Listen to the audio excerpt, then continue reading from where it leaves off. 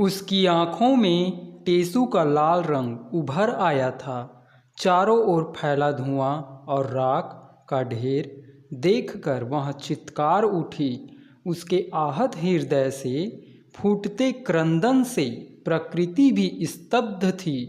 उस सन्नाटे में खड़े कई चेहरों के ऊपर नकाब पड़ा था।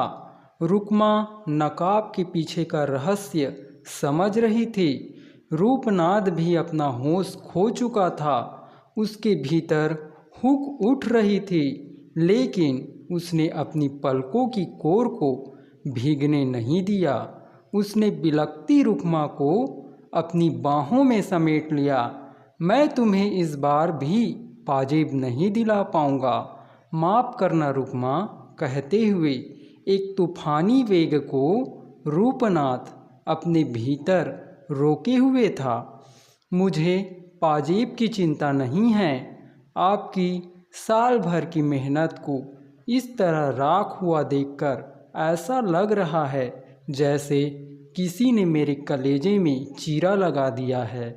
जब खेत हरे हरे थे तब कितने लोग लेने आते थे। मैंने कभी किसी को मना नहीं किया, लेकिन आज यह दिन देखना पड़ रहा है। कहते हुए वहाँ फिर फपक पड़ी। अपने आप को संभालो रुक्मा, यही जीवन संग्राम है। अच्छे बुरे दिन आते जाते रहते हैं, यह दिन भी निकल ही जाएंगे। पुरखों की ज़मीन है, खाली ना पड़ी रहे, इसलिए अपने आप को यहाँ खपाता हूँ। ज़मीन गिरवी पड़ी थी, रुपये कम पड़े तब तुम्हारी पाजेब बेचकर छुड़वाया था। वो दिन मैं भूला नहीं हूँ। सोचा था 2 बीघा में जितना कुछ उपजेगा हाथ खर्च तो निकल ही जाएगा, लेकिन किसे पता था कि ऐसा दिन भी आएगा।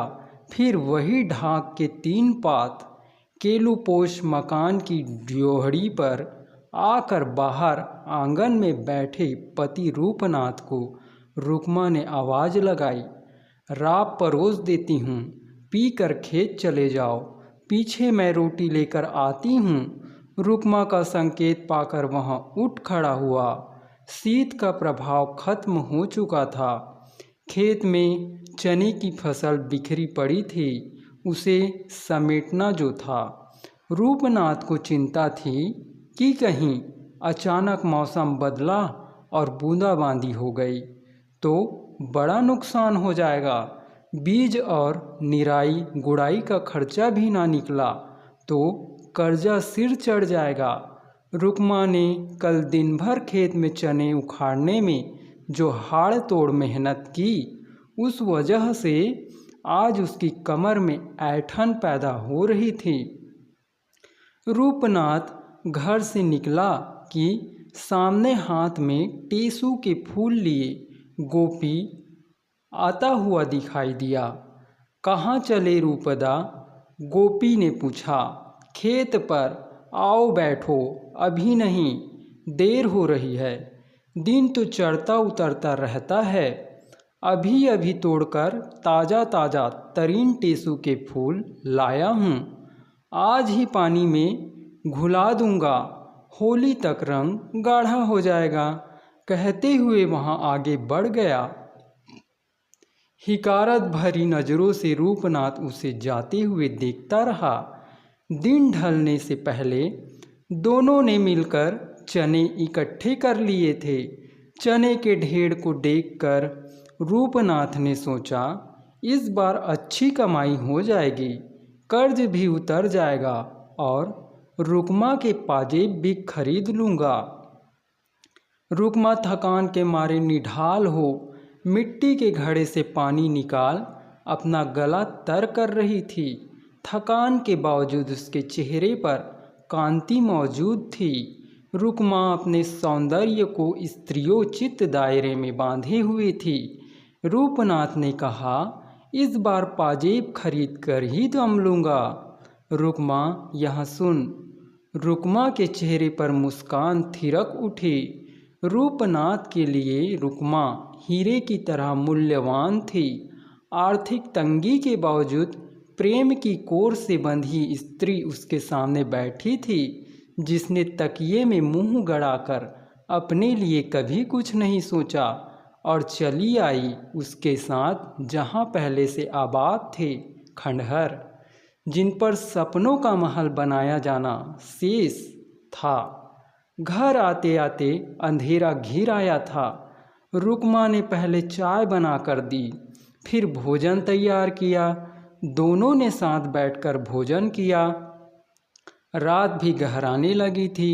थकान के मारे रुकमा की आंखों में नींद भरी थी और दिल में पाजेब खनक रही थी। घुटने तक ऊपर उठे हुए लहंगे से झांकती पिंडलियों के नीचे अब भी पाजेब का इंतजार था।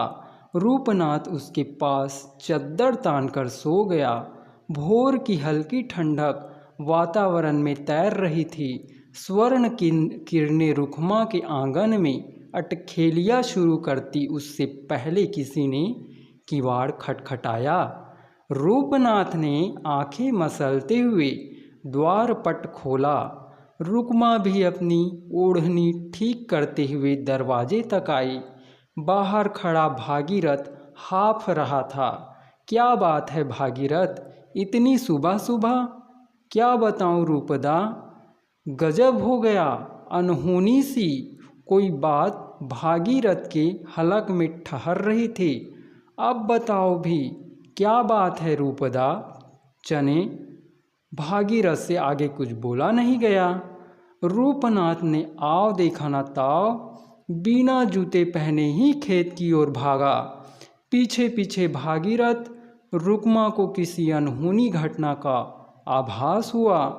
वह भी पीछे पीछे खेत पर आ पहुंची। गोपी सबको दिखाकर आग पर पानी छिड़क रहा था। आग तो क्या थी, राख से धुआं उठ रहा था। रह रह कर रुकमा की आंखें छलक आती थी। साल भर की गाढ़ी कमाई को खोने का दर्द इस वक्त उनसे बेहतर कोई नहीं जानता था। इस बाहरी भीतरी आघात का सच वे दोनों हृदय में दबाए बैठे थे। टेसू के फूलों की गंध उनके इर्द गिर्द मंडरा रही थी। रूपनाथ का सपना और रुकमा को पाजेब दिलाने का वादा अभी अधूरा है। यह सब देखकर रुकमा का भी गला भर आया। चेहरे पर ओढ़नी डाले वहाँ सुबक उठी रजत पाजेब का रंग इतना स्याह कैसे हो सकता है?